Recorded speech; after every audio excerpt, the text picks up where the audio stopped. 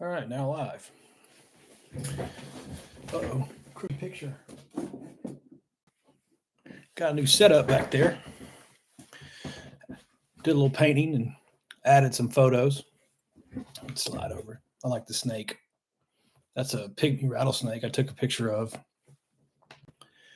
when I first moved to Florida. It was in the road. I like that look. Looks pretty good. Hey, man, welcome aboard.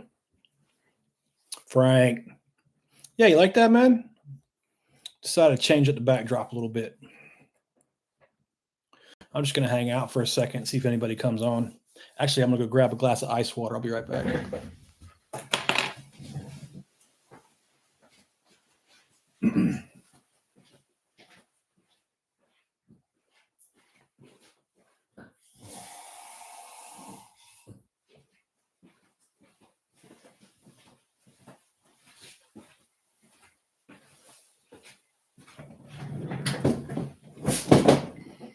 Oh,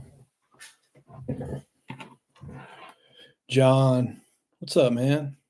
I wasn't quite prepared with my water. All right. Got two folks so far. I'll just go ahead and start, run my mouth so there's not a big dead spot in here. So, YouTube's been going good, man. We've got over 1,800 people now, several hundred people in the last couple of days coming on. Maybe we'll see a few tonight, maybe not, but doing well. Looking good there on that front. So thanks for that. Oh, I can report too. I talked to somebody who knows a lot more about YouTube than me. He said that running those, if you go to a playlist and have your buddies like just turn the playlist on overnight, he said that probably will get tagged for like they have these farms, like computer farms that do that, and so don't run the video back to back to back to back, or it probably won't be counted as a view. Just watch them whenever. They can tell, I guess the algorithm can tell when you're trying to cheat it. So it was a nice thought. Midwest, what's up, man? Hope you're well up there, Chicago. So I wanted to touch on bass and crappie interactions in ponds and smaller lakes.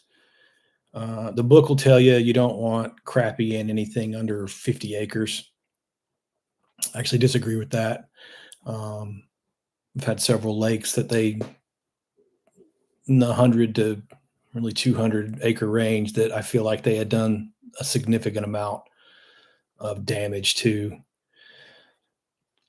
So to make this make sense, and I don't ever write this stuff down, so let me think for a second. To make this make sense, because this is what always happens. I've had this conversation for 30 years, and I'll say crappie are bad in small bodies of water, and then for some reason, dudes just get absolutely flipping triggered and start sending me pictures and showing me things and going back and forth about all the good crappie they've caught in small bodies of water.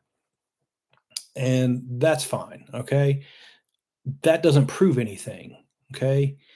And this is where your perception isn't science. Okay. Science is just something that's been measured.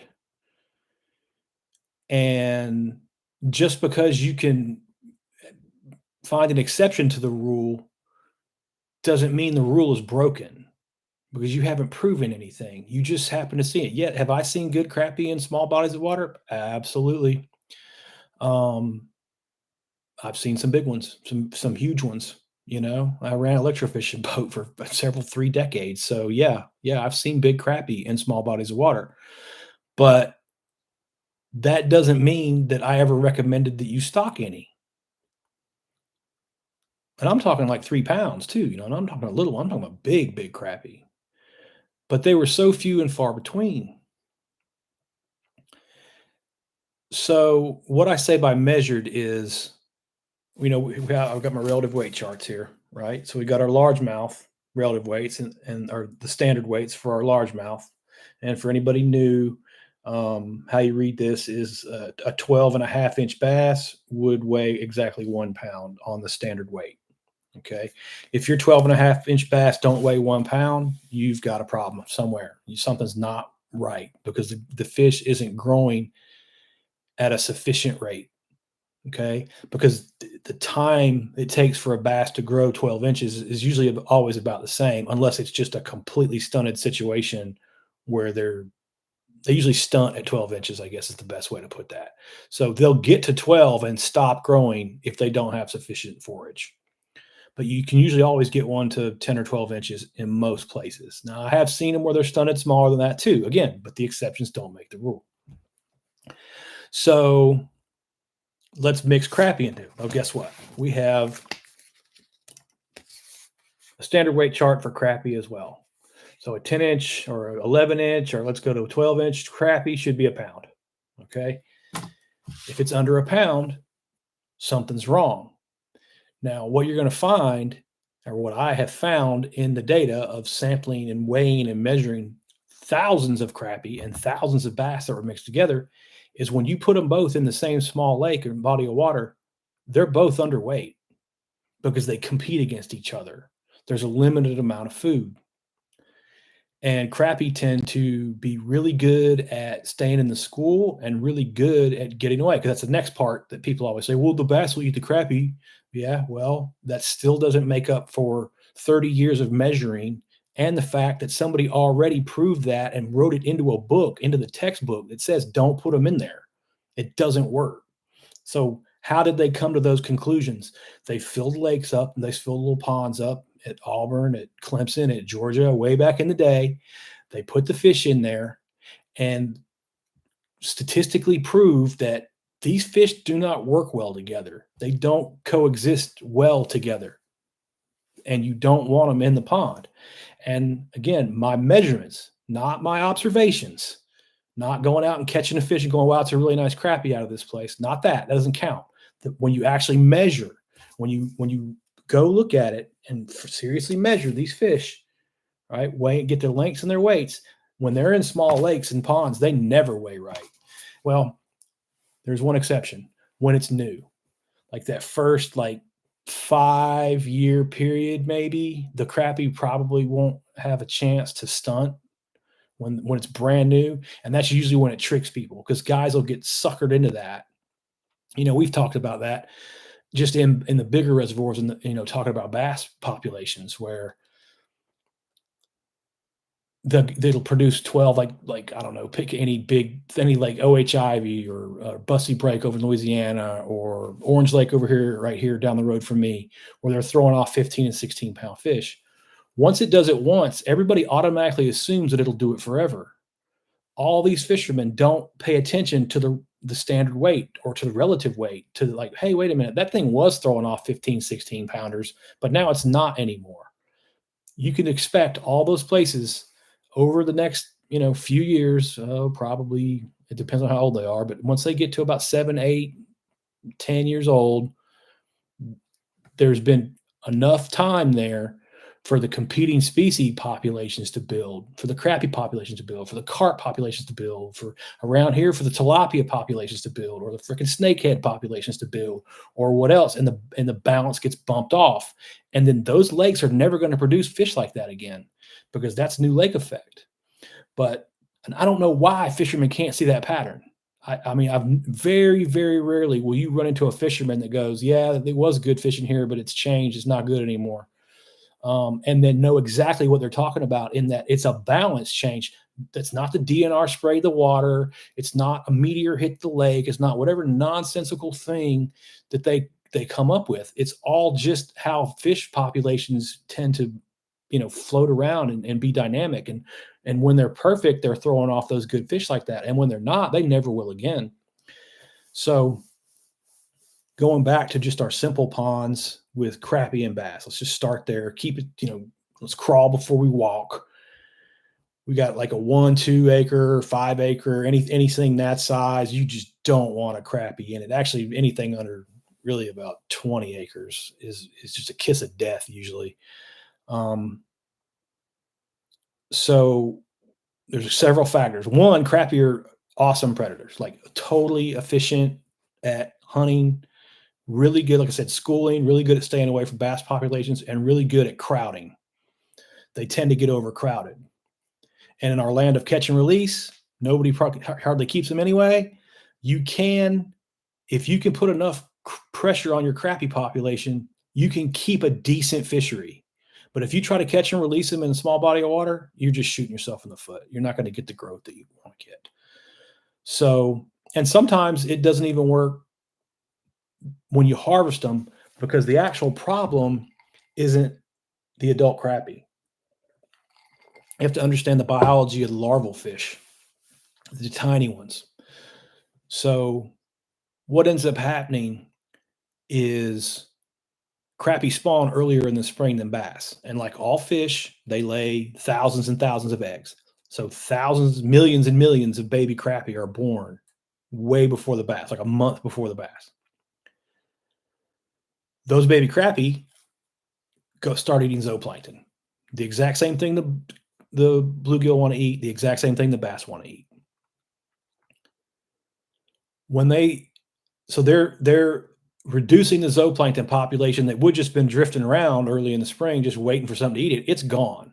So that's a big problem because when the bass hatch out and when the bluegill hatch out and when anything else hatches out, there's no zooplankton there for their larval fish to eat, their babies to eat. And they starve within a day. Boom, they're just dead. They're gone. The second problem that you got is even if they do swim around and get some of that zooplankton and are able to compete and get in there and not starve to death, those crappie fry are predators and they're a month older, so they're big enough to eat them, and they just start eating all your bass the second they're born. Just waste them. So you have a double whammy right there of lack of food and a predator right on top of them at almost a microscopic size. And those two things work. And again, now what's going to happen is all those little baby crappie are probably going to get eaten by their parents. So you don't see this, you don't see how this works because it's almost microscopic. They're so small and it doesn't take long. It just takes a few months in the spring and the crappie fry are gone and your bass fry are wasted. And you've got a situation where you're kind of in a catch-22 with the adult fish because like we've been talking about, bass populations crowd. So we come in here and we weigh our 12.5-inch fish and it weighs 0.8. All right, we got a problem. Okay. Well, in a system with no crappie, that's an easy fix. Take some bass out. Bass get bigger. Bluegill population comes back. Simple solution. You've got crappie in there. Okay. Now you're not dealing with a crowded bass population. You're dealing with a competition problem. It's two different problems. So I see the guys do that all the time. They got a pond full of crappie. Their bass are skinny. They listen to me, and then they go harvest some damn bass. And now they're just putting the bass even further behind the 8 ball because you still got the fry problem where not very many bass are being born into the system. And that's where we should really be able to drive that point home, that fewer bass are living into that system, and they're still not heavy. Because we know if we lower the bass population down to 40 fish per acre, we're going to get growth like Sugar Hill Outdoors. That's just how it is because bass are such efficient predators. They always chew. They always eat, right? Like they're so good at hunting and eating that we can literally measure when they have enough to eat. Because when they have enough to eat, they absolutely chew. So just to give you guys an example who are new or if anybody's new on here tonight right now, at Sugar Hill Outdoors, we had a 17 and like a 1/4-inch bass that weighed 4.1 2 weeks ago. So these fish this is just 2.7. They can be way bigger than that, right? They can go way bigger than that. And when it's set up perfect, like we have it, they do go way bigger than that. And that's the proof that when the bass have the forage, they chew it. There's no like problems, right? The only reason a bass isn't at that number is it's not eating it, not eating. I know I've been letting that thing go by. Let me go back and look for any questions. I'm going to stop right there and check the comments real quick. And I got to get StreamYard going so I can post these things up.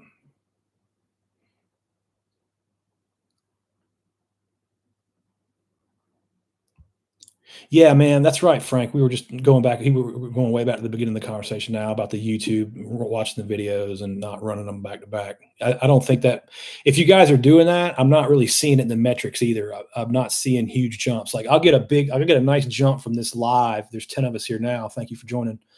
Um, and it'll get like 20 hours or so. And it usually takes it till about Wednesday to figure out, how many hours you get. And I'm doing about 20 hours right now on these. So if you're running them, I'm really not seeing big jumps, and I think it's probably not counting those.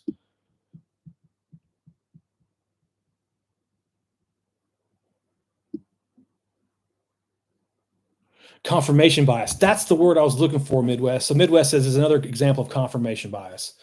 Um, he's a smart dude. He's a lawyer. He knows what he's talking about.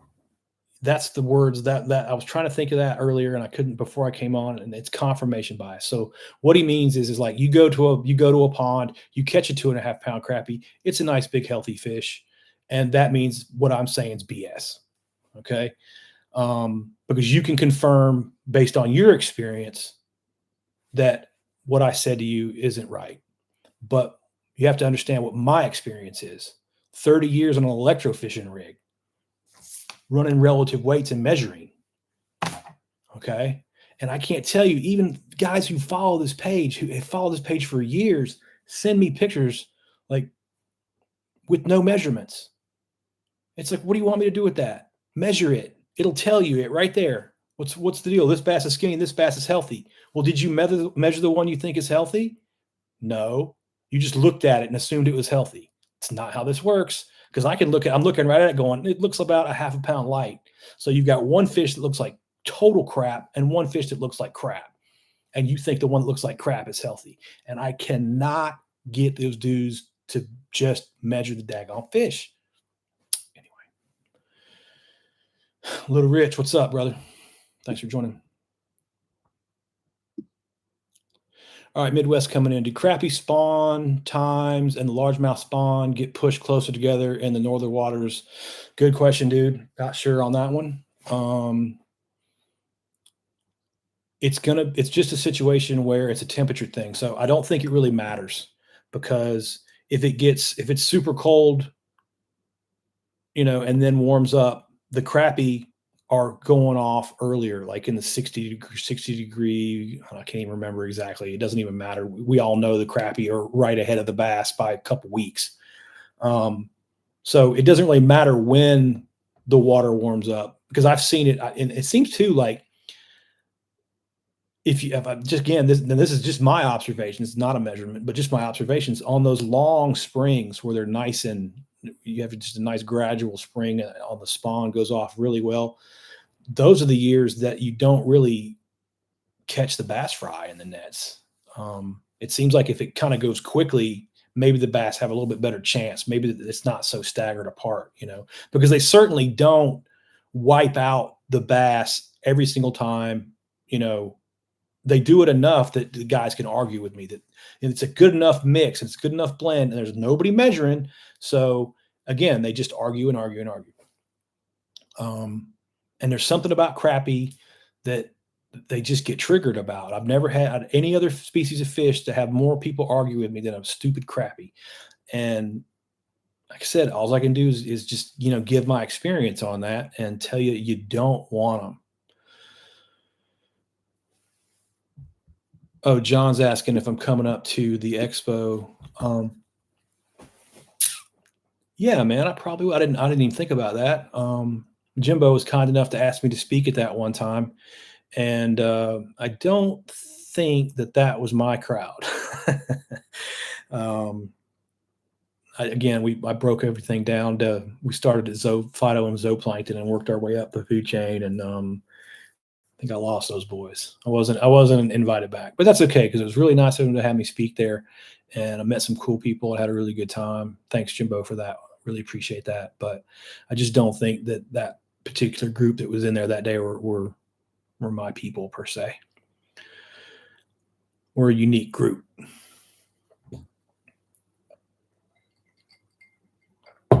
All right.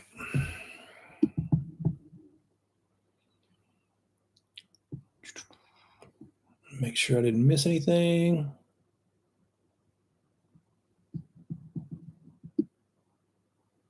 I don't think I missed anything. If I did, just throw it in there again. Or let me go check again. My eyes are the worst, y'all. I've been diagnosed with dry eye, and I've been using some new drops, and that's been helping a lot. Dry eye sucks. Come on. There we go. All right. So anyway, I guess can do some field talk, talk about what I've done and what I've seen in the field. And like, so there's a lake not too far from where John lives. It'll be probably east of John. Little Rich has a question coming in before I start that. Let's go here. How do goldfish become a problem? They die in a tank. Yeah, and I've heard that before too, man, that goldfish are a huge problem and you shouldn't use them and everything. Um, and I've never seen that. Now, I'm not saying I've never seen some big goldfish that people turn loose. I certainly have. But I've personally, in all the years doing electrofishing surveys, I mean, I've probably only caught probably less than 10 big goldfish. So I would think that the idea behind that is just like any other competing fish. So let me explain it from the basics because we might have new folks. We'll use our pie example. So we have a pie here, and there's 9 of us, and we all get a piece. Okay. Well, that's how the forage base works too. The forage is limited.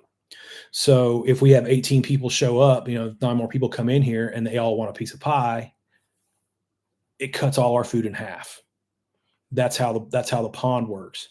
So if you've got your basic bass bluegill set up and you stocked it right, anything else you put in there is taken away from one of those 2 species of fish, or in the crappie situation, both of those species of fish, because the crappie feed on the bluegill, and they feed on the bass fry, and they feed on the aquatic insects. They're really good predators, and that's why they cause the problems that they cause, because they're such efficient predators, and they're just way better in bigger lakes and in rivers. And if you pay attention to the really big crappie that are caught, like usually it's either a really big lake or it's usually a river. Though they're the best crappie fishing's in the river.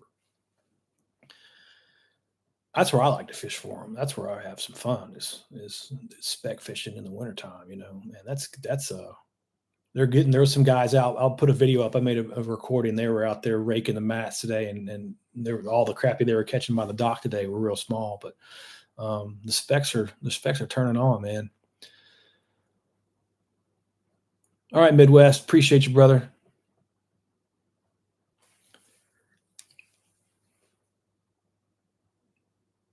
John says he'll be at the Festive Water Paddle Sports booth on January 13th. All right, man, I'll be there.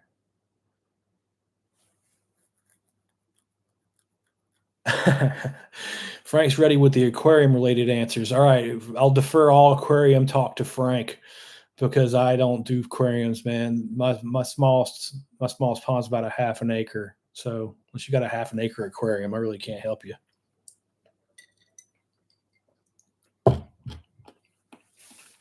Anyway, what was I talking about? Oh, goldfish. So going back to the pie example, theoretically, you throw goldfish in there and they get too big for bass to eat, say, that'd be the same thing as a common carp, be the same thing as these stupid tilapia down here. Any other fish that you add is taking a piece of that pie away. So just fundamentally speaking, yes, they would be, and they wouldn't be reproducing like a bluegill would. I don't think. I don't think bluegill are multiple spawners. I'm sorry, our goldfish are multiple spawners. Bluegill are multiple spawners.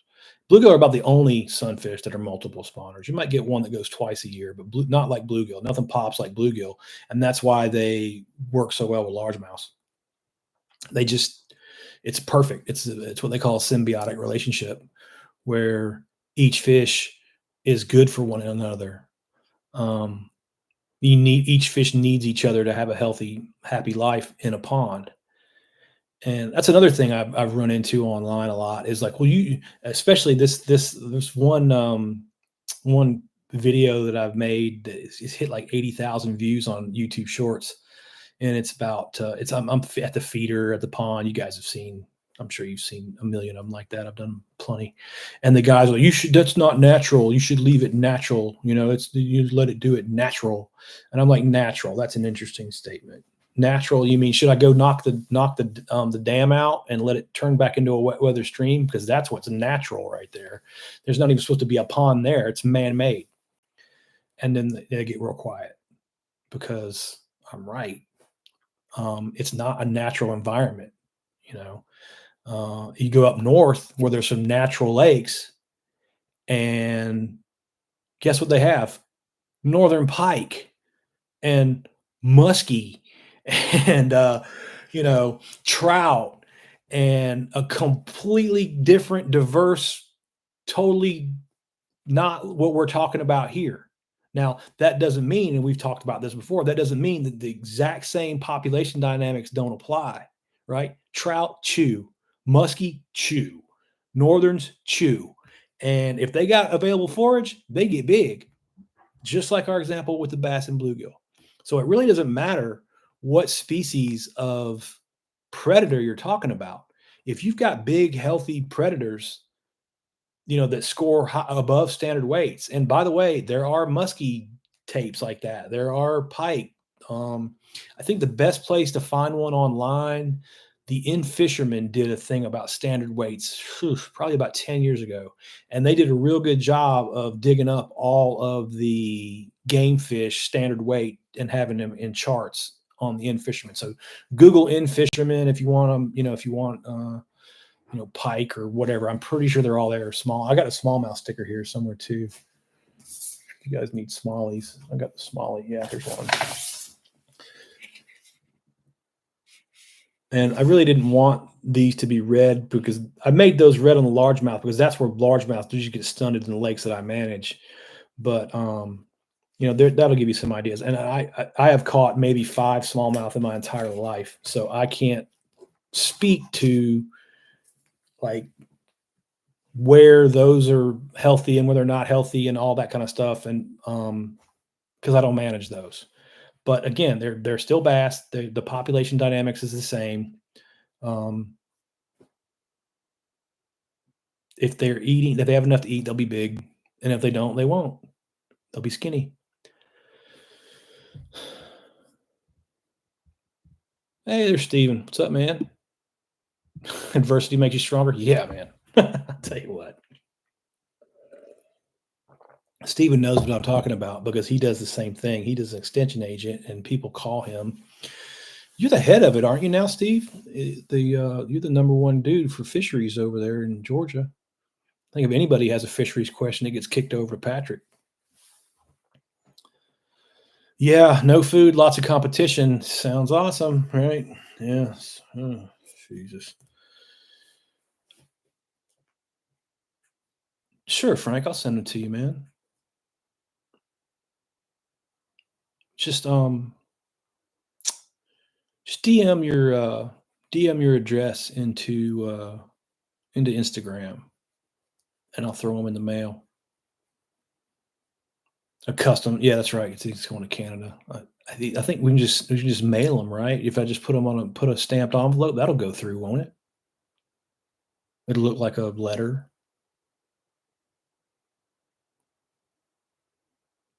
Oh yeah, man, it's fine. PayPal, Venmo, we'll sort it out. I'll give them to you. I don't really care. It's no big deal. Glad for that. Have all the support from you, my friend. But yeah, just don't. I wouldn't put that on here. But if you just DM that to me, I'll shoot them in the mail to you. Get them out. What's today? Get them out tomorrow if you want them. No problem. So anyway, we talked about the goldfish. Let me go back through and check the questions. Now, Steve's got a lot of experience too. Patrick, man, you seen any? I haven't seen any ponds that got run over with goldfish before. I've seen some goldfish in ponds that were humongous, but they're just a few of them. And I think probably where that comes into, like, kind of goes back. I touched on something earlier. One guy said that he doesn't want the. I said you need to keep bass. Well, I don't want my bluegill population to stun out. Well, I didn't say keep all the bass. I said keep some of the bass, and that's the problem that we're dealing with here because you can't see any of the bass, with your eyes. You can't walk down there and look at them. That it's gotten to the point now where people think if you kept one damn fish that you've just ruined, the environment and the sky is falling. And I don't know, you've seen the shaming language around these guys that harvest fish or the nonsensical crap where all the bank fishermen kept all the big ones. It's like, no, everybody practicing catch and release has screwed up this balance of this fishery. That's what happened. Did you guys watch that thing with Milliken and what's the other jackleg's name? Uncle Rico. I call him Uncle Rico. Back in '82.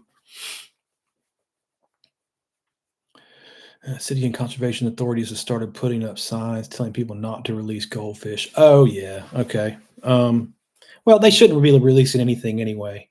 There, because outside of just the population problems, which I don't really think is going to happen. You've got disease, and that's what's more important to me about the disease and the parasites that people are stalking around because they don't know how to treat the water and treat the fish so they don't transport crap around. Um, and the damn zebra mussels and all those crazy things like that. You just don't stock fish anywhere.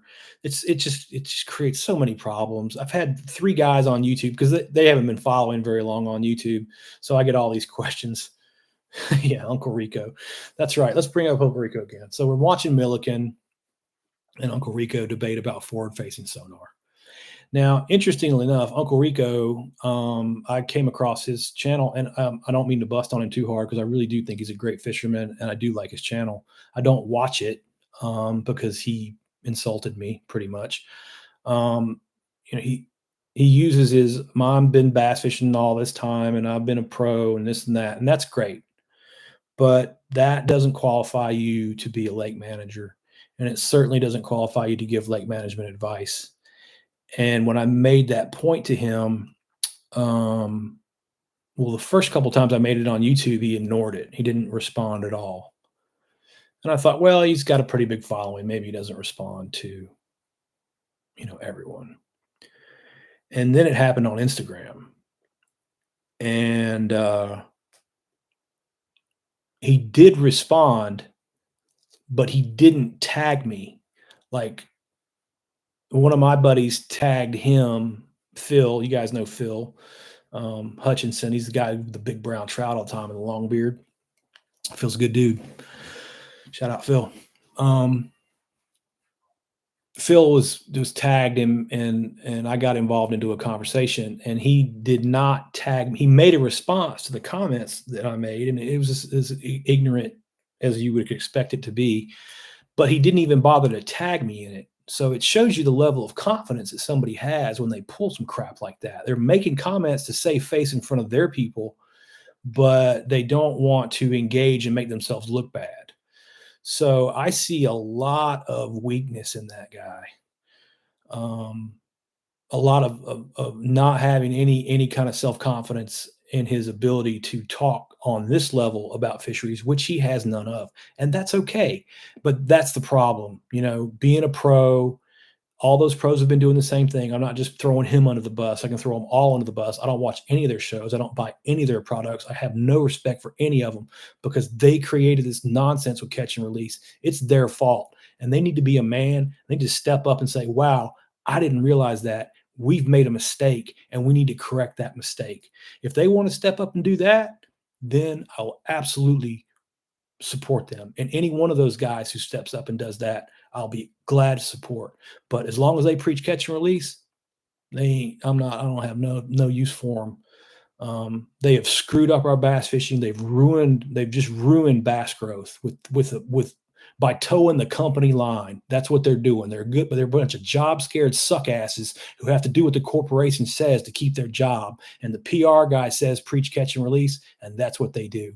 And I got no respect for job scared suck asses. That's right, Patrick. That's right.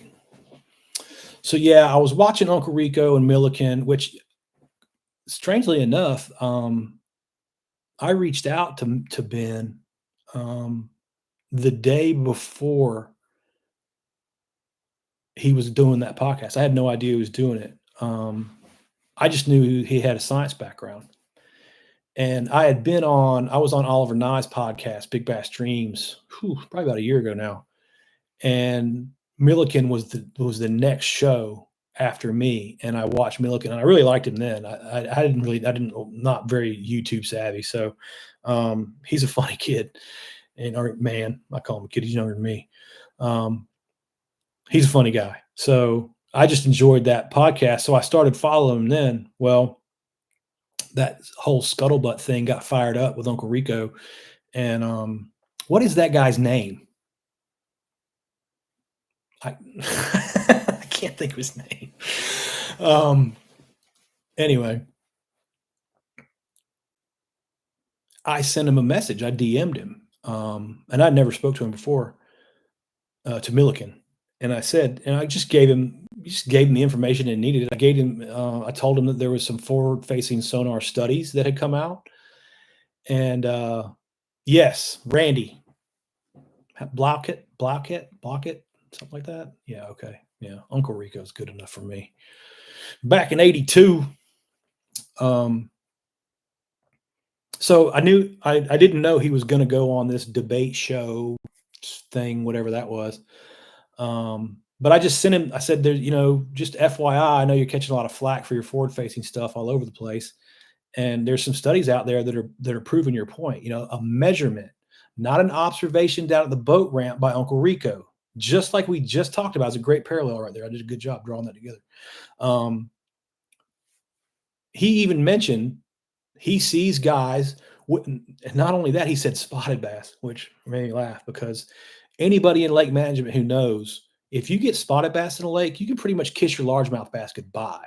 They're done. It's going to take probably about 20 years, but Patrick will tell you he's up there with all those spots. Um, Man, the spotted bass that the smallmouth that we used to have up in Kiowee, or I mean in Chateau, gone. Um, any good bass fishing that was up in North Georgia, the spotted bass got in those lakes, gone, gone. Kiss them goodbye. And spotted bass tend to crowd really badly and stun at about a pound, pound and a half. And again, we got guys catching and releasing them. So Uncle Rico used an example. Yeah, I like Rico too. Uncle Rico used an example of people harvesting spotted bass as a problem. And it just shows the amount of ignorance that he has because you've never even talked to a scientist, man. Like they would dance a jig. They'd be out there dancing the Irish jig to see people keeping limits of spots. They would be doing them a huge favor, fish population balance wise. And it's just a complete detachment from reality there. I know he said to Milliken that this is all opinion when Milliken had used studies and science, and he had used nonsense and conjecture, and his observations at the ramp, not a measurement of not going and taking actual measurements, and just arguing in circles. It was really, for me, it was painful to watch. Um, when somebody's so naive that science doesn't matter. It looked like to me, like you've seen these clowns on the internet talking about the flat earth. That's what he looked like to me. That was that level of stupidity that, no, it's really not possible. And it's like not NASA pretending the world is flat because like, I don't know, 600 years ago, some dudes figured it out with math and some shadows, it's been proven for longer than NASA's been around by hundreds of years.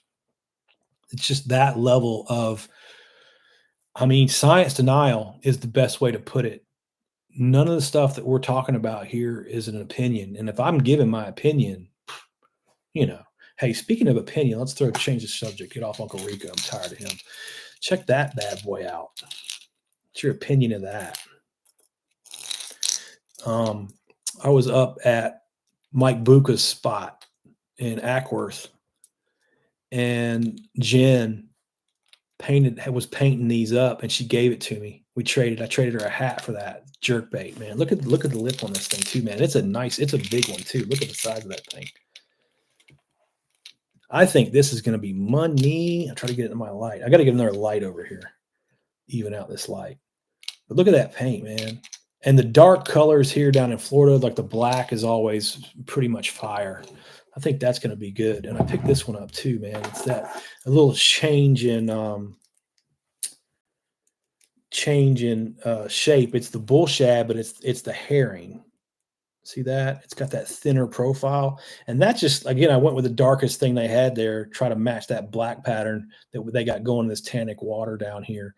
But that is really a solid golden shiner imitation to me. And this thing is full of wild shiners. The guides that guide down here, that's all they use is golden shiners, just marinate shiners, because stupid Florida bass are almost impossible to catch on lures. I've noticed that too. We can talk about that.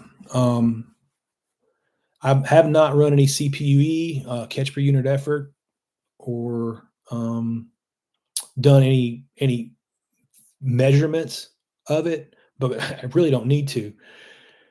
Every single time the pure Floridas go into a pond, your catch rates plummet, absolutely plummet. And we've seen that at Sugar Hill Outdoors where we have them tagged. We've got the Northerns and the Floridas pit tags so we can tell them apart. And we've got a bulk of the Floridas have never been caught out there to this day. And a bulk of the Northerns, and there's actually more. I've put like 45 Northerns and 65 Floridas, I think, or 70-40. I can't even remember exactly, but it's not evenly split. There's more Floridas in the pond than there are Northerns. And I'm talking about, I think we haven't even seen half of the Floridas being captured yet. So we're actually going to have one of the kids that follows on Garrett. I did a talk with the Texas A&M American Fisheries Society group there. And one of the kids there, he kind of reminds me of me. He's out in the world and being a pond manager in Texas. So he's going to come to Georgia. We're going to try to run him some work up with the page and do some electrofishing on the pond and get some content for that and promote him and help him out, because I'm not shocking ponds anymore. I don't mean to rain on his parade, but it's just go right. There's 2 reports you need: drain your pond and start it over because it's got crappie, or 2, harvest bass. Those are the 2 reports you need. And nobody's going to do either one of those things. So, you can't really do the fisheries work that you want to do because of the misinformation that Uncle Rico's spreading around. Let me check my quotes. Or what are these things called again? Chats. Michael, welcome aboard, my friend. Thanks for joining up. Stephen, that's great. And Stephen says, I've got to get a StreamYard going on here too, so I don't have to read these things out. You can put those up there on the screen and everybody can read. I'm sure y'all can read them too, but for anybody who's just listening, I'll read it. Nothing touches bluegill for productivity and efficiency. Why add variety until you have a 10 plus? That's exactly right, man. We're not doing it at the pond at Sugar Hill. No, that's not to say I won't set some gizzard shad off in that bad boy. He wants big fish, and the gizzard shad will flat slap it to him. But you don't want them in there right now. You don't have nothing can eat them. I'll just end up with, I got 1,000 pounds of fish I'm managing in there. And I don't want 900 pounds of it to be gizzard shad. And that's exactly what gizzard shad will do to your butt too. They'll run you completely out of the gym. It looked like UNLV in 1988. It'll be nothing but 20-inch gizzard shad in that thing. Just run you out, tark the shark, just out the gym. And that's not what you want. But if you put gizzard shad in with them, when you've got the bass population to handle them, man, I've seen ponds 5 acres, 4 acres. Gizzard shad are pretty good in small ponds too, because they don't really have anywhere to go in there. I think the problems arise, like all the times I've ever seen them, I've only seen them a few times, but all the times I've ever seen them in smaller ponds, it was like, how many 5-pound bass can one 3-acre pond hold? It's just ridiculous. And I did one of them. I think I got like 40 fish over 5 pounds out of a 5-acre pond. It was at an Atlanta Athletic Club, actually, the fancy golf course down there. They play golf. Big, rich guys play golf there. And they were changing the water hazard and, or changing the golf course and had to drain one water hazard. And they wanted to salvage as many bass out of it as they could, and they hired me to electrofish it. And I told the greenskeeper, like, all right, first of all, you guys are making a mistake that thinking that we're going to get all the bass out, because we're not even going to get a portion of the bass out. And it's just kind of a dog and pony show for. And he goes, well, actually, that's exactly what I need it to be, because he's got everybody down there is a chief. There's no Indians down at the Atlanta Athletic Club. There are no Indians. They're all chiefs. So all the chiefs were there, and all the chiefs were there telling me how to do my job. All of them, not one of them ever set foot on a shocking boat, but they all knew exactly what I needed to be doing. It's kind of funny. So I was like, fine, I'll do it. They paid me great money to do it. So I was like, fine.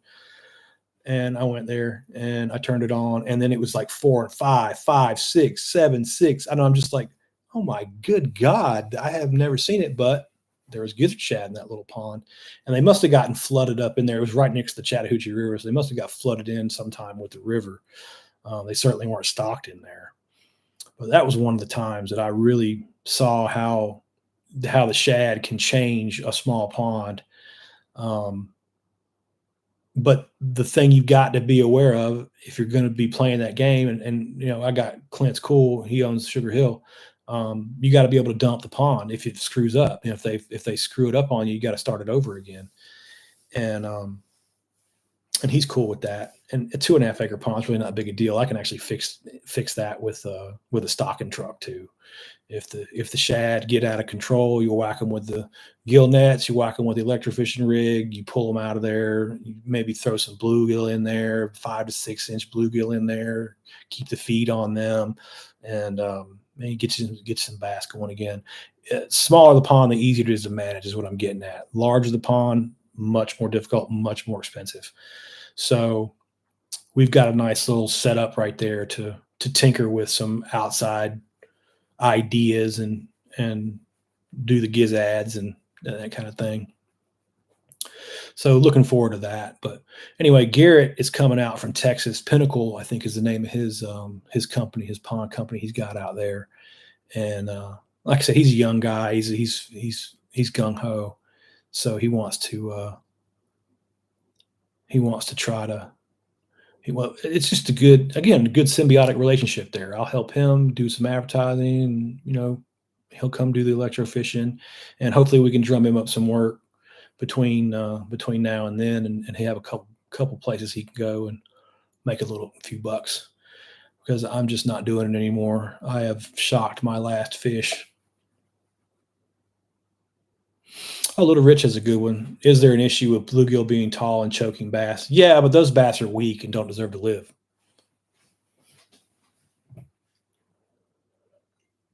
Yeah, there's always that potential, man. There's just as great a potential of bass choking on another bass. They eat each other too. So you're not going to get around that. That's just a kind of a standard. And again, if one bass gets choked, the world has not ended. If you gill a 9-pound fish and he's bleeding all over the place, I got no problems with you keeping it. It's only got like maybe a 10% chance of surviving from getting gilled anyway. It's just going to go to the bottom and die, and the turtles are going to eat it. That's the big part of what people don't understand when they have fish kills. It's like, oh, we only had a few fish die. It's like, you only saw a few dead fish. A lot of times fish won't float and will decompose. And like I said, the turtles are there for a reason. I had a few questions about that too. You don't have to shoot the turtles. They don't really mess with the fish population too bad. What the turtles will do is get on your feed sometimes. And what I generally do is just collect them with a net and take them someplace else, put them out in a creek somewhere, let them go be turtles someplace else when they get on my feeders real hard. But you don't have to shoot the turtles or worry about it. Even snapping turtles. there's natural mortality, there's just, things live and die in our world, and that's the way it works. And um, the turtles are kind of the garbage compactor, I guess, is the best way to, or garbage disposal. If the fish is, if it's slow enough for the turtle can get it, okay, he's done. He's through dealing. So we don't have to worry about the turtles too much. How many UNLV student athletes to take the screw in a light bulb? I don't know, man. Back in the day, they had a heck of a basketball team. How many does it take?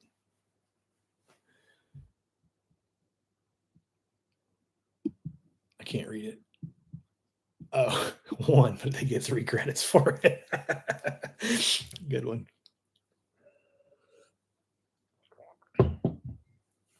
Let's see. We got Shelton. Jay Shelton is one of our old fisheries professors from the University of Georgia. For anybody wondering, got to hire a new person to help with the calls.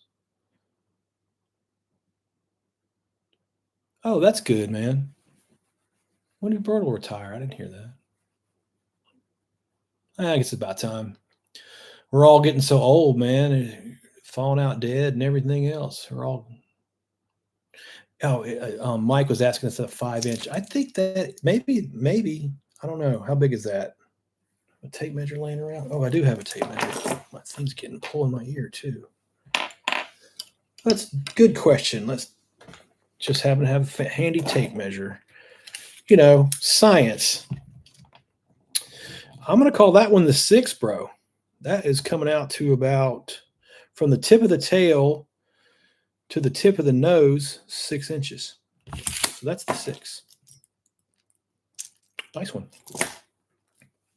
Hey, and I tell you what, man, it's laying here too. Haven't moved it.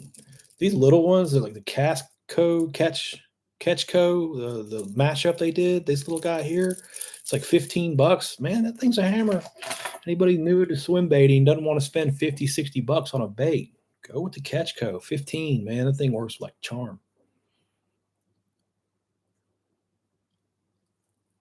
Yeah, Stephen, you do have a nice place to fish up there.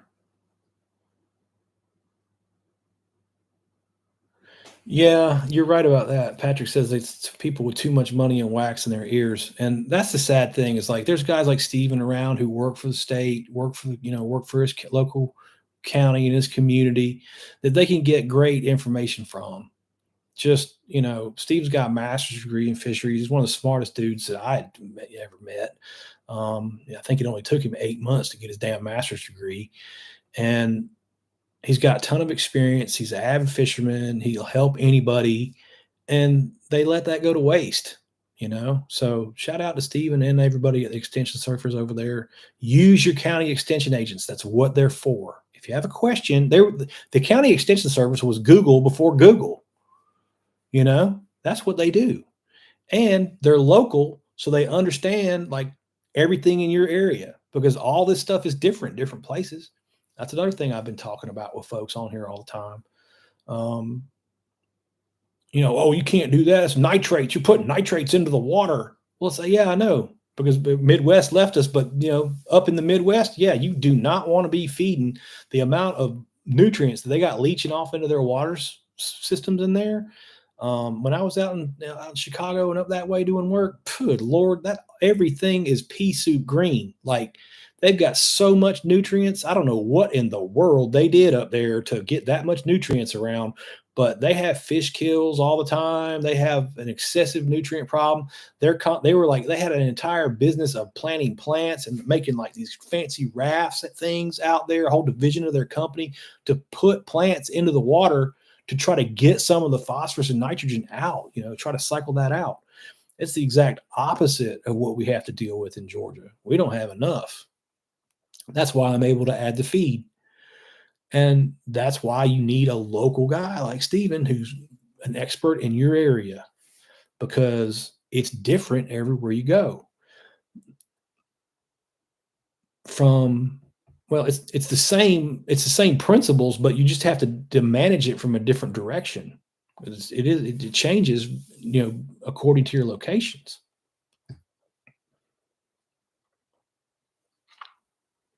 The environment is different. The pond management is the same. The environment is different. Anyway, how long have I been going? An hour? Well, that's pretty good. What do you guys think about the photos? I like them. They look good. Those are all the pictures I didn't sell at the art show. But there's one of Mike's glide baits right there. I like that gill glide, man. That thing's money.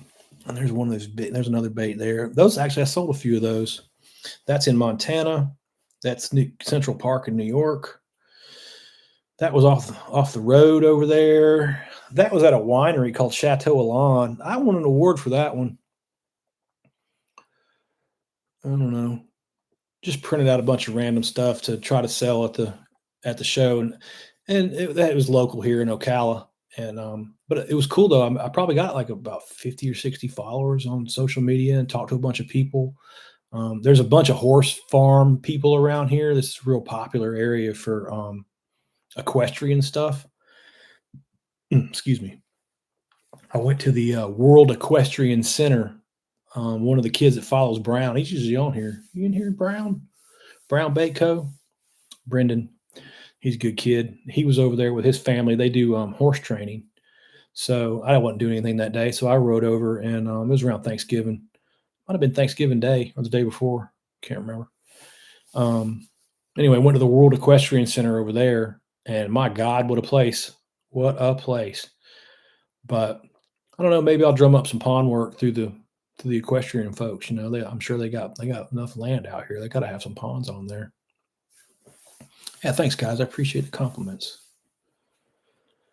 Well, anyway, I won't keep you guys too late. I just running my yap. If you got any questions, I'll chill for a second. But otherwise, I'll probably just cut on out. Maybe get some dinner.